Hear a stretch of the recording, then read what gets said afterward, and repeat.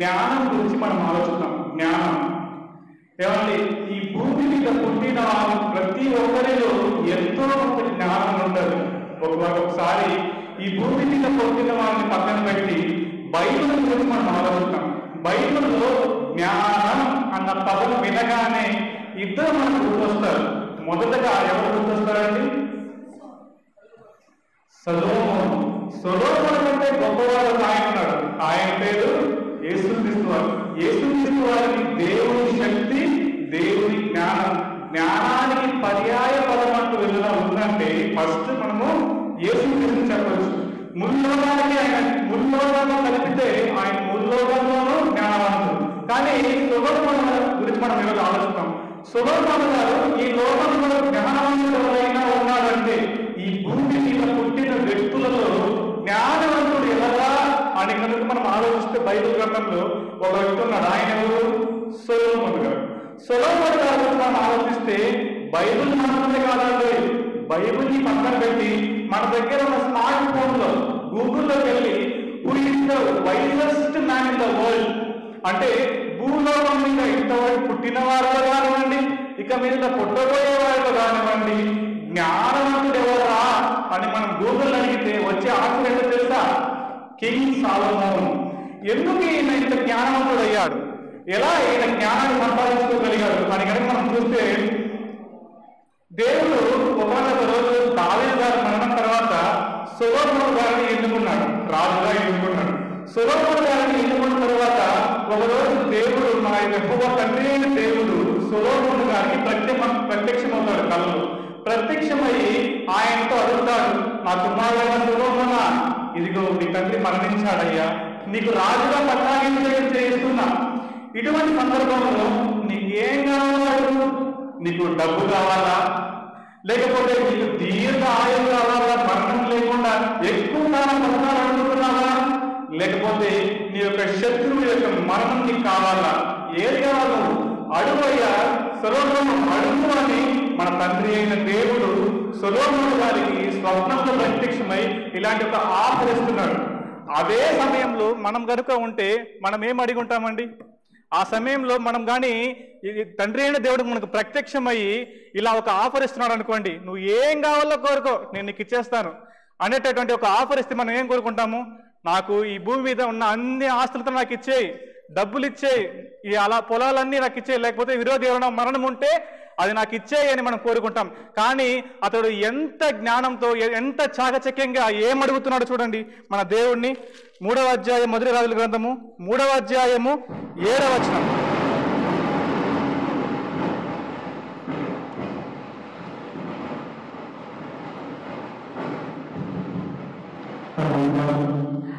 మొదటి రాజుల గ్రంథము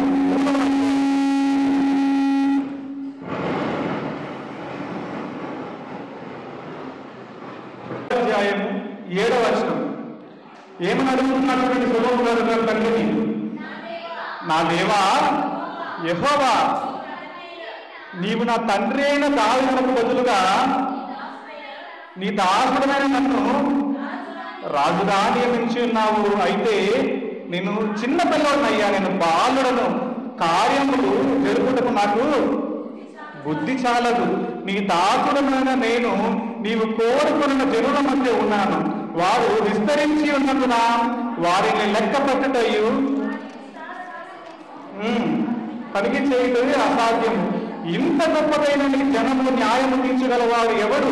కాబట్టి నేను మంచి జనులు వివేచించి నీ జనులకు న్యాయము తీర్చినట్లు నీ దాసుడైన నాకు వివేకము గల హృదయమును దయచేయుము అంటున్నాడు. దేవుడు ఆయన అడిగిన విధంగానే ఆయనకు వివేకము గల హృదయాన్ని దయచేస్తాడు, బుద్ధిని దయచేస్తాడు, జ్ఞానాన్ని దయచేస్తాడు. ఇంత మాత్రమే కాకుండా తన కోసం ఆయన ఏం అడగలేదు.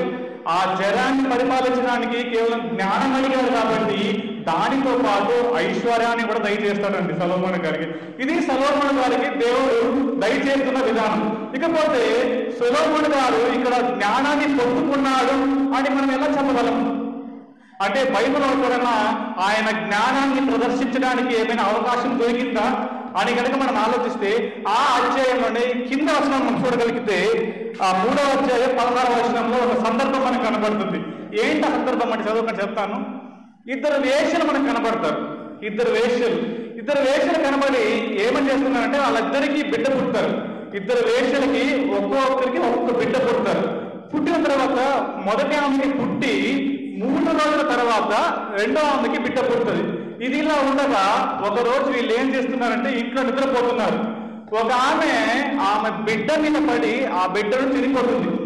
ఒక ఆమె ఏం చేస్తుందండి, నిద్ర మత్తులో ఆమె బిడ్డ మీద పడిపోవడం వల్ల బిడ్డ చనిపోతుంది. ఆమె చనిపోయినప్పుడు ఏం చేస్తుంది, అయ్యో బిడ్డ చనిపోయింది అని గుండె బాదుకొని ఏడవడం లేదు. ఆమె ఒక కుట్ర పని ఏం చేసిందంటే ఆ చనిపోయిన బిడ్డను తీసుకెళ్లి బతికి ఉన్న ప్లేస్ లో పెట్టేసి ఆ బతికి ఉన్న బిడ్డను తీసుకొచ్చి ఏం చేసింది, తన పక్కన పెట్టుకునింది. అంటే తన చనిపోయిన బిడ్డ ఎవరికైనా అనుకోవాలంటే బతికి ఉన్న బిడ్డ తల్లి తాను చనిపోయిందని ఒక కుట్ర పన్నాలని ఇలాంటి ఒక కుయుక్తి చేసింది. ఈ యొక్క కేసు హియరింగ్ వచ్చింది. ఎవరి దగ్గరికి వచ్చింది, సొలొమోను గారి దగ్గరికి వచ్చింది. సొలొమోను గారి కేసులో కోర్టులో ఈ కేసు వచ్చింది. అప్పుడు ఆయన ఏం చేశాడంటే ఆయనకి చాలా మంది ఎదురు చూస్తున్నారు. ఇలానే మంత్రులు, ఉప మంత్రులు అందరూ కూర్చొని చూస్తున్నారు ఈయన ఎలా దీన్ని తీర్పు తీరుస్తాడు. ఈ రోజులో అంటే బిడ్డను కనుక్కోవడం చాలా ఈజీ అండి. ఎందుకంటే రక్తపు బొట్టు ఉంటే చాలు కనుక్కోవచ్చు ఎవరి బిడ్డ ఎవరి తండ్రి అని. DNA ఉంటే చాలు కనుక్కోవచ్చు. అంతెందుకంటే తలలో ఉన్న డాండ్రఫ్ ఉంటే చాలు, జుట్టు ఉంటే చాలు కనుక్కోవచ్చు ఎవరి బిడ్డ ఎవరని. కానీ ఆ కాలంలో ఈ టెక్నాలజీ ఏమైనా ఉందా? సైంటిస్టులు అనే వాళ్ళే లేరు కదా ఆ కాలంలో. మరి ఎలా ఈయన తీర్పు తీరుస్తాడు అని ప్రపంచమంతా ఎదురు చూస్తున్న వేళ ఆయన ఒక మాట చెప్పాడు పని వాళ్ళకి, ఎవరు అక్కడ వెళ్ళి కత్తి తీసుకురండి కత్తి, ఆ బిడ్డను పడుకోబెట్టండి, నడిమికి కొద్ది తలను ఒకరికి మొండాన్ని ఒకరికి ఇచ్చేయండి అని ఆయన నోటి వెంట ఒక మాట వచ్చిందండి.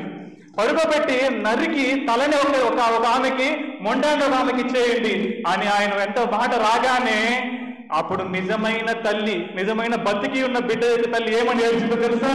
అయ్యా దయచేసి నా బిడ్డను చెప్పకండి, నా బిడ్డ ఎక్కడున్నా పర్లేదు, సంతోషంగా ఉండి చాలు, దయచేసి నా బిడ్డను ఆమెకి ఇచ్చేయండి అయ్యా అని మొరపెట్టింది.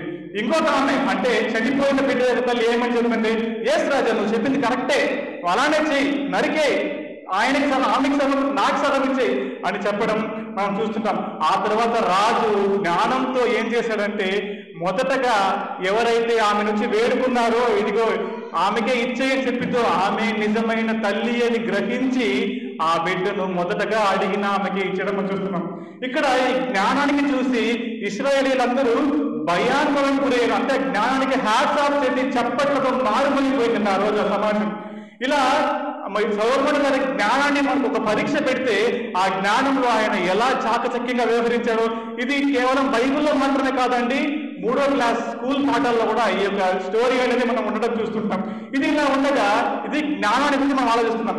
ఇంత మాత్రమే కాకుండా మరొక చోట ఏం రాయబడిందంటే రాజుల మొదటి గ్రంథము 4వ అధ్యాయము 29 నుండి చదవండి. రాజుల మొదటి గ్రంథము 4వ అధ్యాయము 29 నుండి.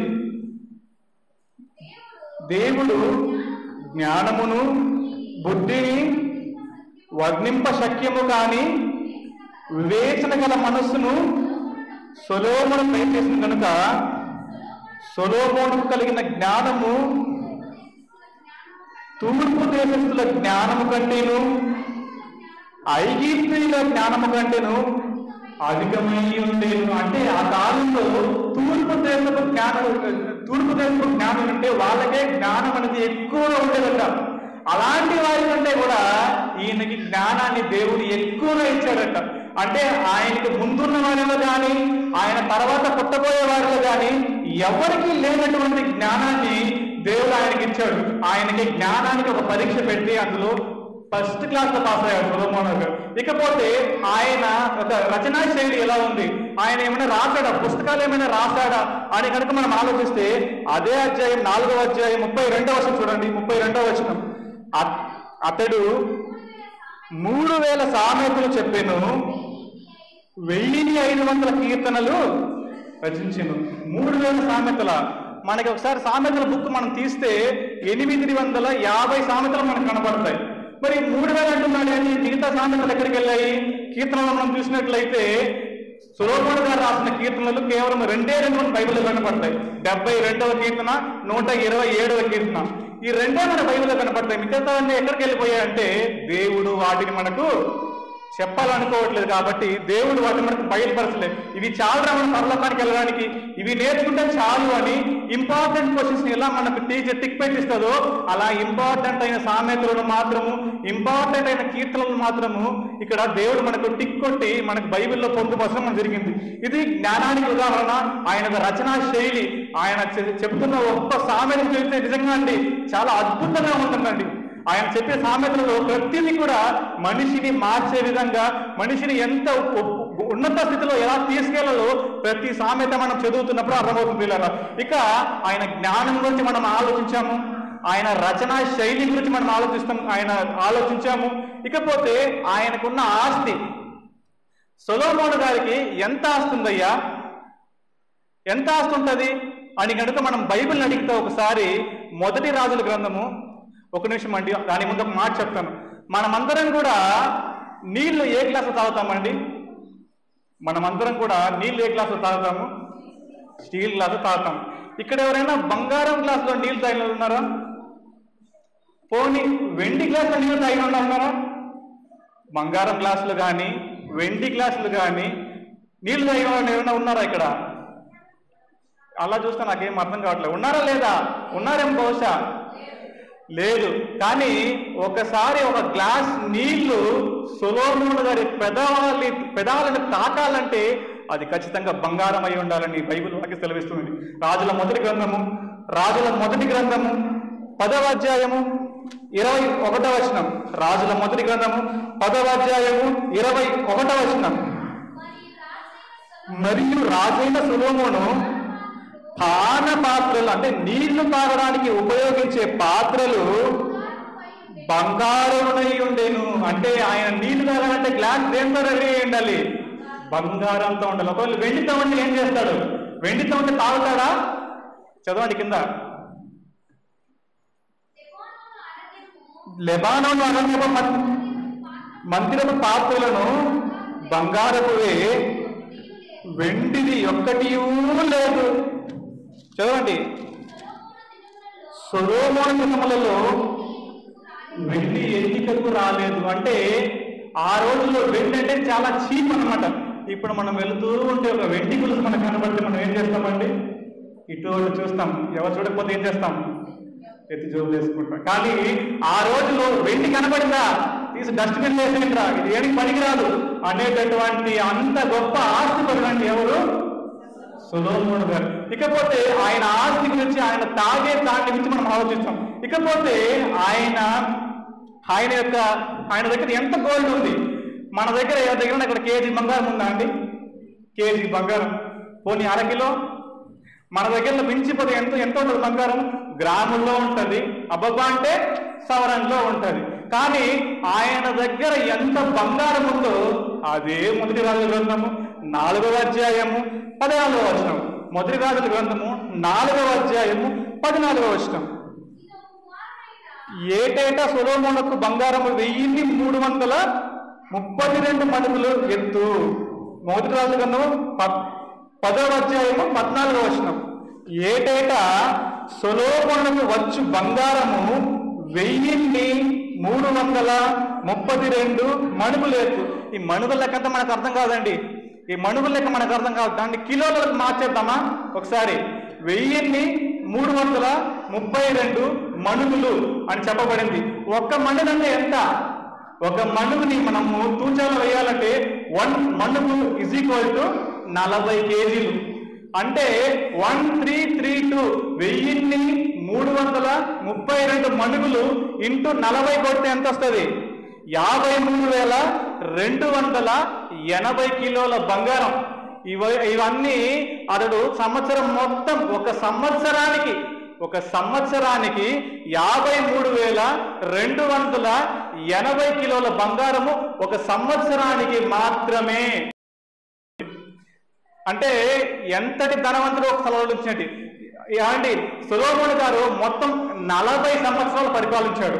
అంటే 40 × 53,280 40 × 53,280 కొడితే 21,31,200 కిలోల బంగారాన్ని 21,31,200 కిలోల బంగారాన్ని అతడు తన జీవిత కాలం అంతటా సంపాదించాడు. తన రాజుగా ఉన్న కాలం అంతటిలో ఆయన సంపాదించిన కేవలం ఓన్లీ బంగారం మాత్రమే 21,31,200 కిలోల బంగారాన్ని 40 సంవత్సరాలు సంపాదించుకున్నాడండి. ఏమండి, ఈ రోజు ఆన్లైన్లో ఈ రోజు బంగారం ధర 1 కిలో ఎంత తెలుసా? 5 లక్షలు తక్కువ 95 లక్షలు.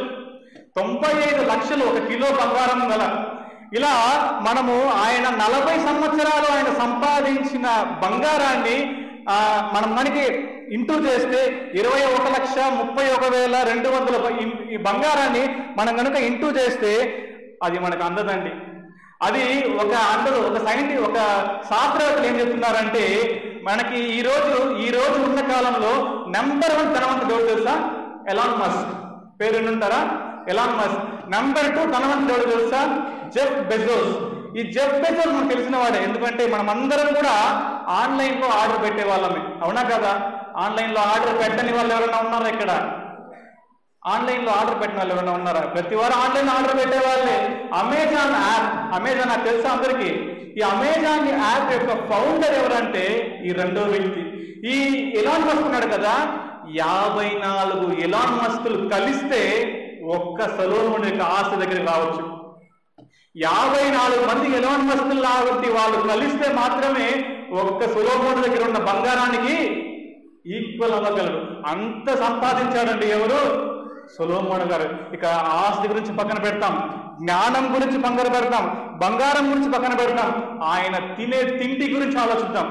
ఆయన డైనింగ్ టేబుల్ మీద ఎన్ని రకాల వంటలు ఉండాలి? ఒక్క రోజు ఆయన తినాలంటే ఆయన డైనింగ్ టేబుల్ దేనితో నిండిపోయి ఉండాలి? మొదటి రాజుల గ్రంథము 4వ అధ్యాయము 22వ వచనం. రాజుల మొదటి గ్రంథము 4వ అధ్యాయము 22వ వచనం. ఒక్కొక్క దినమునకు సొలొమోను భోజనపు సామగ్రి ఎంతనగా 600 తూముల సన్నపు గోధుమ పిండియు,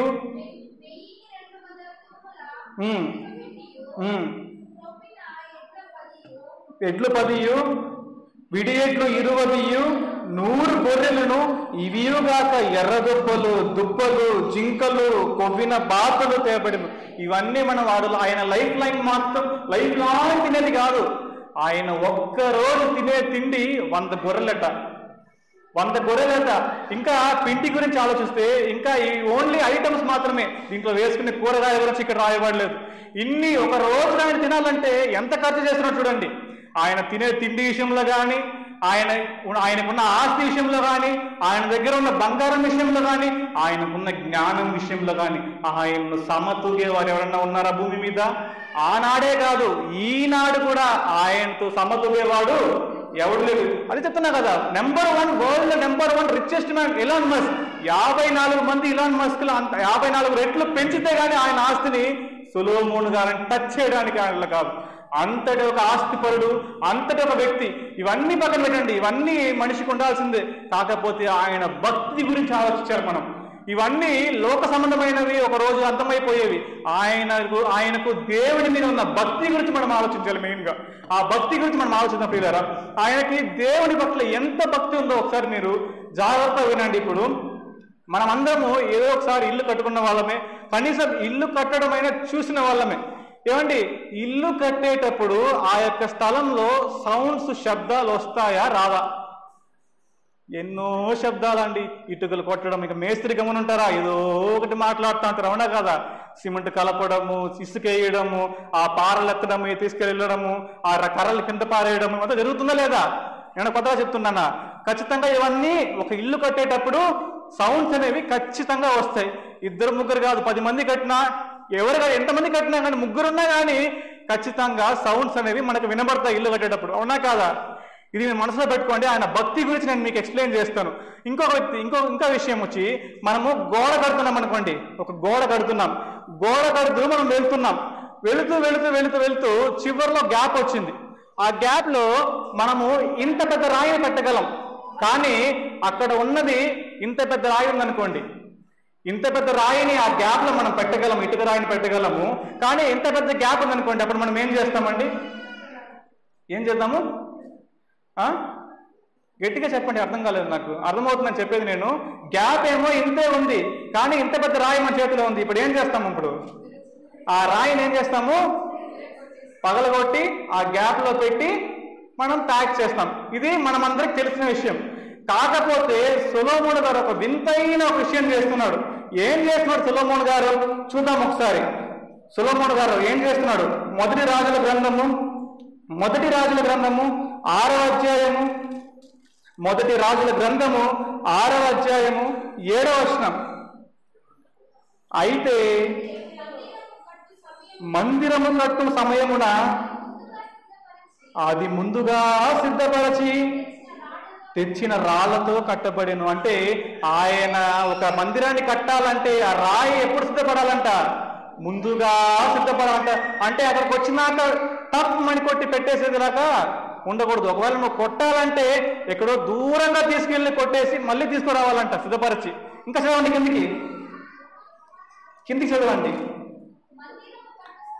మందిరము కట్టు స్థలమున, జాగ్రత్త వినండి, సుత్తె, గొడ్డలి మొదలైన ఇనుప పనిముట్టు ధ్వని వినపడుతుంది అంటున్నాడా? ఏం చెప్తున్నాడు చూడండి. ఎంత మాత్రమును సైలెంటే కట్టాలి నువ్వు. నా దేవుడికి మందిరం కడుతున్నప్పుడు సైలెన్స్, కీప్ క్వైట్ అంటూ ద వర్డ్. ఏ మాత్రం శబ్దం రాకూడదు. నా దేవుడికి నువ్వు ఆలయం కడుతున్నావంటే గొడ్డలి సౌండ్ కానీ సుత్తి సౌండ్ కానీ అస్సలు రావడానికి వీల్లేదురా. స్ట్రిక్ట్ గా ఫాలో పెట్టాడు. ఒకవేళ సౌండ్ గివండి వచ్చిందో తలకాయ ఎగ్గొట్టేస్తా, తలకాయ నరికేస్తానని స్ట్రిక్ట్ వార్నింగ్ ఇచ్చాడు. ఎంతమంది కట్టారనుకున్నారు సొలొమోను మందిరాన్ని? 100 మందా? 200 మందా? ఒక్కసారి ఆ లెక్క చూడండి. దినవృత్తాంతముల 2వ గ్రంథము 2వ అధ్యాయము, దినవృత్తాంతముల 2వ గ్రంథము 2వ అధ్యాయము 1-2 వచనాలు. సొలొమోను యెహోవా నామ ఘనత కొరకు ఒక మందిరమును, తన రాజ్య ఘనత కొరకు ఒక నగరును కట్టవలెనని తీర్మానము చేసుకొని చెప్తున్నాడు. బరువులు మోయుటకు 70,000 మందిని, 70,000 బరువులు మోయడానికి. గుర్తుపెట్టుకోండి, బరువులు మోయుటకు 70,000 మందిని, కొండల మీద మ్రాన్లు కుట్లకు 80,000 మందిని, 70 + 80 150, 150,000. వీరి మీద 3,600 మందిని అధిపతులుగా ఉంచెను. అంటే సుమారుగా 153,600 మంది పనిచేస్తున్నారు దేనికోసం? సొలొమోను మందిరాన్ని, దేవుని మందిరాన్ని కట్టడానికి సొలొమోను క్రింద 153,600 మంది పనిచేస్తున్నారు. ఇంతమంది పనిచేస్తున్నప్పుడు ఏం రాకూడదని చెప్పాడు? సౌండ్ రాకూడదు. ఏమండి, ఎందుకండి ఇంత భక్తి ఆయనకి? ఎందుకంటే ఇంత పిచ్చి దేవుడు అంటే ఏమండి? 10 మంది పని చేస్తేనే 10 మంది. ఇప్పుడు మనం ఉంటున్నాం, మైక్ పెట్టేస్తున్నా, సౌండ్ రాకుండా ఉంటుందా? కొంతసేపటికి మాట్లాడటం స్టార్ట్ చేస్తారు, అంతే కదా. ఇక్కడ 153,600 మంది పనిచేస్తున్నప్పుడు సౌండ్ రాకూడదు అని చెప్తున్నాడు. అంటే ఎందుకంటే ఇంత భక్తి దేవుడు అంటే? ఎందుకంటే ఆలయంలో ఎవరున్నారు? దేవుడు ఉంటాడు కాబట్టి. నా దేవుడికి డిస్టర్బెన్స్ కలిగిందో లేపేస్తాను మిమ్మల్ని అని దేవుడు స్ట్రిక్ట్ రూల్స్ పెట్టాడండి. డిస్టర్బెన్స్ కలగకూడదు. ఏమంటే మనకి ఇష్టమైన వాళ్ళు ఎవరైనా నిద్రపోతుంటే మనం ఏం చేస్తామంటే ఆ రూమ్లోకి వెళ్ళాలంటే అలా మెల్లమెల్లగా అడిగేసుకొని మెల్లగా వెళ్ళి బీరో ఓపెన్ చేసి తీసుకోవాల్సింది తీసుకొని సైలెంట్గా వచ్చేస్తాం. అవునా కాదా? డిస్టర్బ్ చేయం కదా, సైలెంట్గా వెళ్ళి సైలెంట్గా వచ్చేస్తాం. అలా దేవుడు నివసింపబోయే ఆలయం గురించి ఆయన భక్తిని ప్రదర్శించడానికి ఇక్కడ సొలొమోను గారు సైలెంట్గా వర్క్ చేయాలని చెప్తున్నాడండి. ప్రియులారా, ఇంత గొప్ప వ్యక్తి అండి సొలొమోను గారు. ఇలా ఆయన జీవితాన్ని గురించి ఆలోచిస్తే ఇక పెళ్లి గురించి ఆలోచిద్దాం. ఆయన పెళ్లి ఎవరిని చేసుకున్నాడు? బాగా తెల్లగా, బుర్రగా, ఎర్రగా, బాగా గీలిత రక్తం వచ్చేలాంటి ఒక అమ్మాయిని చూసి చేసుకున్నాడా? ఆయన ఎవరిని పెళ్లి చేసుకున్నాడు చూద్దాం ఒకసారి. రాజుల మొదటి గ్రంథము 3వ అధ్యాయము, రాజుల మొదటి గ్రంథము 3వ అధ్యాయము 1 వచనం. తరువాత సొలొమోను ఐగుప్తు రాజైన ఫరో కుమార్తెను పెళ్లి చేసుకొని అంటే అతనికి అల్లుడాయను. అంటే ఎవరిని పిలుస్తున్నాడంట? ఒక ఐగిప్తు కుమారుడు. ఆ ఐగిప్తు కుమారుడు ఎలా ఉంది? ఒకసారి పరమగీతములు తీయండి, పరమగీతముల గ్రంథము. ఇది కూడా రాసింది సొలొమోను గారండి. 1వ అధ్యాయము, పరమగీతముల గ్రంథము 1వ అధ్యాయము 5వ వచనం. యెరూషలేము కుమార్తెలరా, నేను తెల్లని దాననైనను నల్లని దానను అయినను. మాట్లాడుతుంది ఎవరు? సొలొమోను గారి భార్య. ఏమని మాట్లాడుతుంది? నేను నల్లని దానను. అంటే మ్యారేజ్ చేసుకునేటప్పుడు ఏం చూడలేదు? కలర్ చూడలేదండి. అంత భక్తి అంటే దేవుడు అంటే. ఈ కాలంలో మ్యారేజ్ చేసుకోవాలంటే 3 సీలు కావాలంటారు. ఏంటి ఆ 3 సీలు? Number 1 caste. నేను ఎస్సీ అయితే వాళ్ళు ఎస్సీ, నేను బీసీ అయితే వాళ్ళు బీసీ, ఇక్కడ నేను ఓసీ అయితే వాళ్ళు ఓసీనే ఉండాలి. నెంబర్ 1 క్యాస్ట్ చూస్తారు. రెండోది కలర్ చూస్తారు. నా హైట్, నా వెయిట్కి, నా కలర్కి బాగుందా, మ్యాచ్ అవుతుందా? నేను హైట్గా ఉంటే తాను పొట్టిగా ఉంటే బాగుంటుంది కదా, అన్నీ చూస్తారు, కలర్ చూస్తారు. మూడవదిగా క్యాష్. డౌరీ ఎంత ఇస్తావు, కట్నం ఎంత ఇస్తావు, ఇలా అడిగే వాళ్ళు లేకపోలేదా? ఖచ్చితంగా ఉన్నారు. ఈ రోజు కాలంలో పెళ్ళి అంటే ఇవి 3 చూసి వేసుకున్నారు. కానీ ఆనాడు అతడు ఏమన్నా సాదాసీదా వ్యక్తి అండి? ఒక దేశానికి రాజు కనీసం కలర్ చూడకుండా పెళ్లి చేసుకున్నాడండి. అంతటి గొప్ప వ్యక్తి అండి ఆయన. ఇంతకీ ఆయన దాదాపుగా సుమారుగా 18 ఏళ్ల సంవత్సరంలో పెళ్లి చేసుకున్నాడు. ఆయనకి 18 ఇయర్స్ వచ్చేటప్పటికి పెళ్లి చేసుకున్నాడు. మన సొలొమోను గారు దేవుని మందిరాన్ని సుమారుగా అటు ఇటు కాకుండా 22 సంవత్సరాల వయసు ఉన్నప్పుడు స్టార్ట్ చేసినాడు. దాదాపుగా 7 సంవత్సరాల లోపు ఆయన మందిరాన్ని కట్టి ముగిస్తున్నట్టు మనం చూస్తున్నాం బైబిల్లో. 7 సంవత్సరంలో కట్టి ముగించాలని చూస్తుంటాం. ఇక్కడ మొదలైందండి. ఇంతవరకు 29 ఇయర్స్ వరకు మిస్టర్ పర్ఫెక్ట్ గా ఉన్నాడు. ఎవరు? సొలొమోను గారు.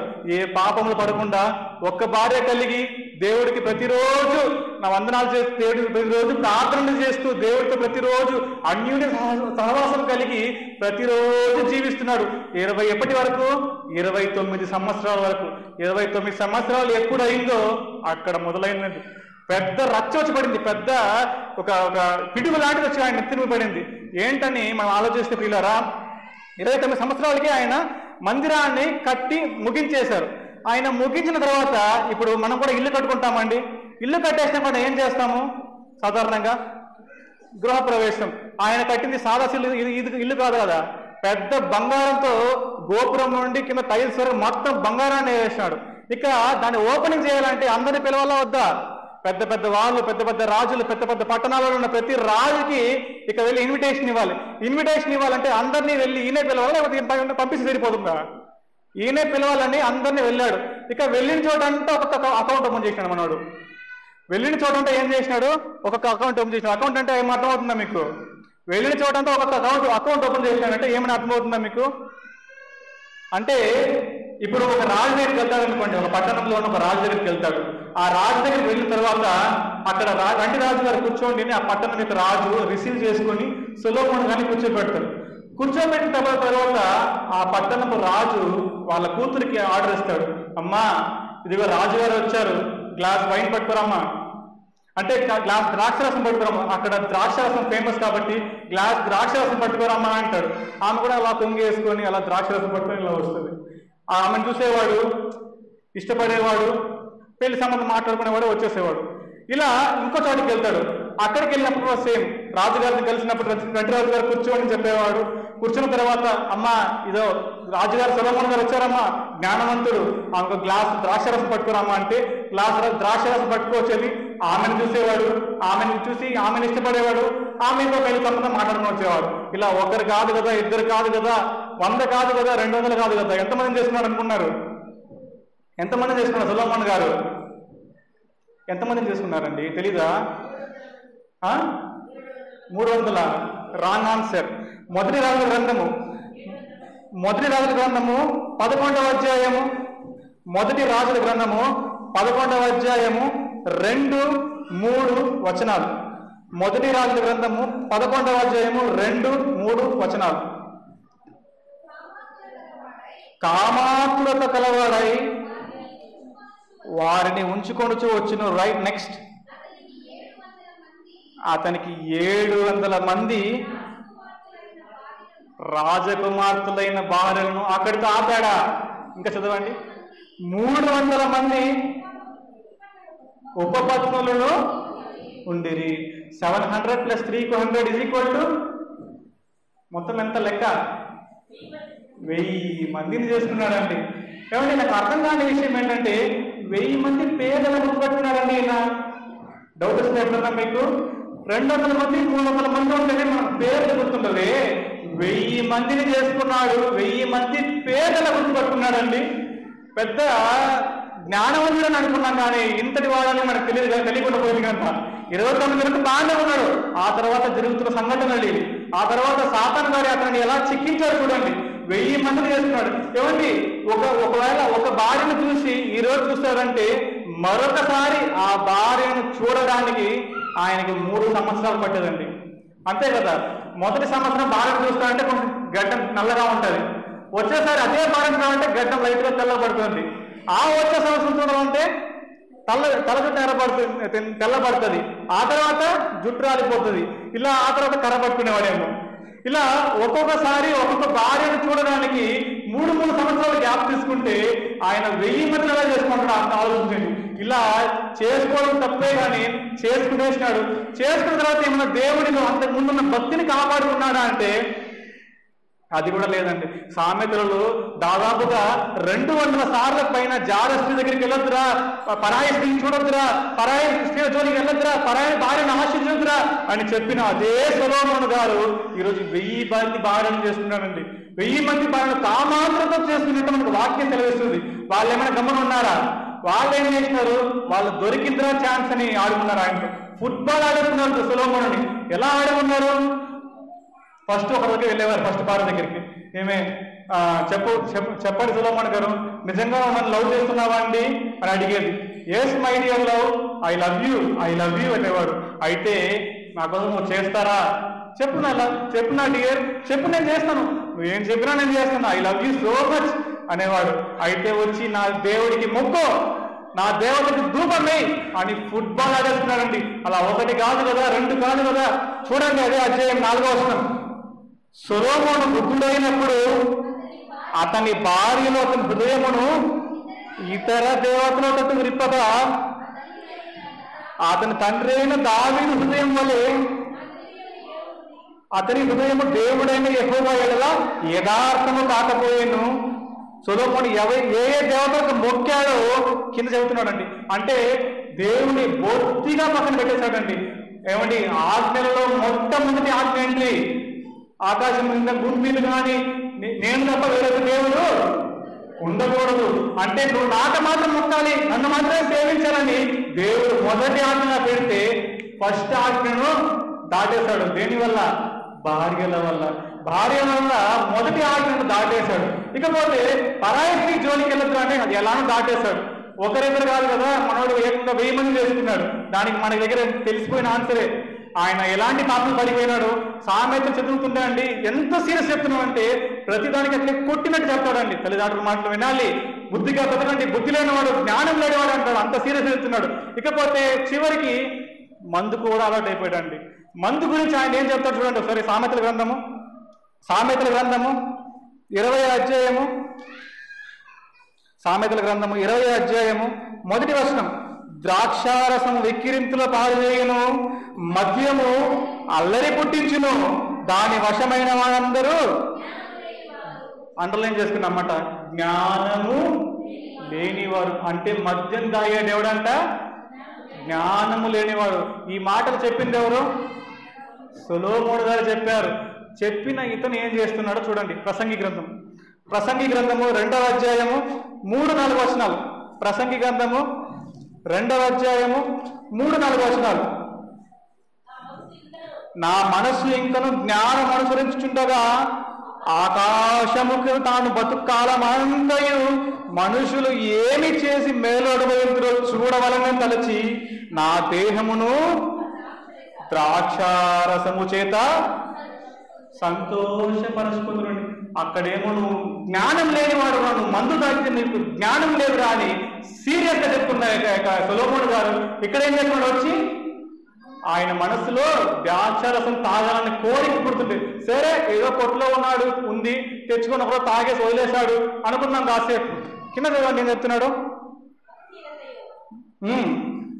సంగతి అంతని గ్రహించుకొని నా మనసులో నేను యోచన చేసుకుంటుని, నేను గొప్ప పనులు చేయగొడుకుంటుని, నా కొరకు ఇల్లు కట్టించుకుంటుని. ఓకే, మంచిదే. తర్వాత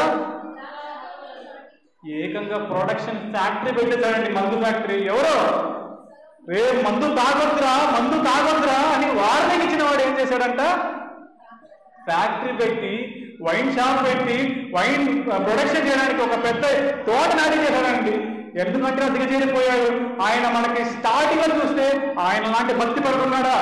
ఏమండి, ఇతరుల కోసం జ్ఞానం అడిగిన వ్యక్తి, డబ్బులు కాదు కదా, పరుల నష్టాన్ని కాదు కదా, ఇంకొకరి జీవితాన్ని కాదు కదా, ఇంకొకరు శత్రువు యొక్క ప్రాణాన్ని కాదు కదా, జ్ఞానాన్ని అడిగి ప్రజల కోసం బతకాలనుకున్న వ్యక్తి, డబ్బున్నా జ్ఞానం ఉన్నా దేనితో విర్రదీగే వ్యక్తి, 29 సంవత్సరాల వరకు భక్తిలో నెంబర్ 1 టాప్ లో ఉన్న వ్యక్తి, ఇప్పటికీ కూడా గూగుల్లో కొడితే వచ్చే వ్యక్తి number wisest man in the world. ఇలాంటి వ్యక్తి చివరికి ఏమైపోయాడంట, మందుకు బానిస అయిపోయాడు. ఏమండి, ఒక కుటుంబం చెడిపోవాలంటే ఆ కుటుంబంలో మెయిన్ గా ఒక మగాడికి 2 ఉంటే చెడిపోతుందండి. ఒకటి ఆడదాని పిచ్చి, ఇంకోటి మందు పిచ్చి. ఈ 2 ఉంటే ఖచ్చితంగా కుటుంబంలో చెడిపోతుందండి. ఈ 2 వచ్చేసినాయండి ఎవరికి, సొలొమోనుకి. విచ్చలవిడిగా ఆయన భార్యలు ఆయన్ని వాడేస్తారండి. ఏమండి, ఆయన చూసినట్లయితే మనము బంగారంలో నెంబర్ 1, భక్తిలో నెంబర్ 1, అన్నిట్లో నెంబర్ 1గా ఉన్నాడు. కానీ ఒకనొక సందర్భంలో వచ్చేసరికి ఆయన అన్నిటిని వదిలేసి దేవత తట్టుకు తిరిగి తన నిజమైన దేవుడు యెహోవా దేవుడిని మరిచిపోయి ఈ లోకంలో కలిసిపోయి ఆయన తరువాత చేసిన పాపాలన్నిటికీ ప్రాయచిత్తంగా రాసిన గ్రంథమే ఈ ప్రసంగి గ్రంథం. అందుకే ప్రసంగి గ్రంథంలో ఎప్పుడు కూడా మనకు ఒకటి చాలా బాగా అర్థమయ్యే విషయాలు ఏంటంటే, ఆయన ఇదంతా చేసేసినట్రా, నేను మీరు చేయకండ్రా చేయకండ్రా అని ఉంటుంది. అదేవిధంగా మన చివరిగా ఒక రెఫరెన్స్ ముగించే ప్రయత్నం చేస్తానండి నేను. ప్రసంగి గ్రంథం 7వ అధ్యాయం 5వ వచనం. ప్రసంగి గ్రంథం 7వ అధ్యాయం 5వ వచనం.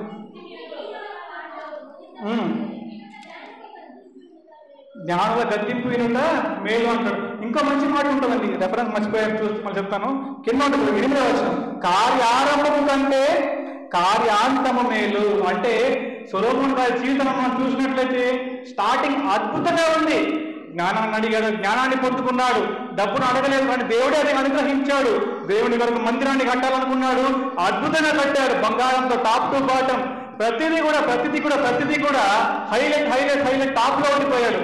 కానీ చివరి దశ వచ్చేసరికి ఆయన ఎలా ఆడిపోయాడు, పాపంలో పడిపోయి ఇతర దేవతల తట్టుబుద్ధికి చేయకూడని పాపాలన్నీ చేసి తన బ్రతుకును తానే నాశనం చేసుకున్నాడండి. కాబట్టి మనం సొలొమోనులో ఆ స్టార్టింగ్ తీసుకోవాలి కానీ ఎండింగ్ తీసుకోకూడదండి. కాబట్టి కార్య ఆరంభం కన్నా కార్యాంతము మేలు. ఈ లాస్ట్ మనము ఇప్పుడు ఎలా ఉన్నామనడానికన్నా మనం చివరి దశ వరకు మనం దేవుడు నిజంగా ఉన్నామా లేమా అన్నదే ఇంపార్టెంట్. కాబట్టి సొలొమోనులాగా స్టార్ట్ చేసి సొలొమోనులాగా ఎండ్ చేయకుండా యేసుక్రీస్తులాగా ఎండ్ చేసి మనమందరూ కూడా మన జీవితాన్ని కట్టుకోవాలని ఆశిస్తూ ఈ నా మాటలు ముగిస్తున్నానండి. అందరికీ వందనాలు.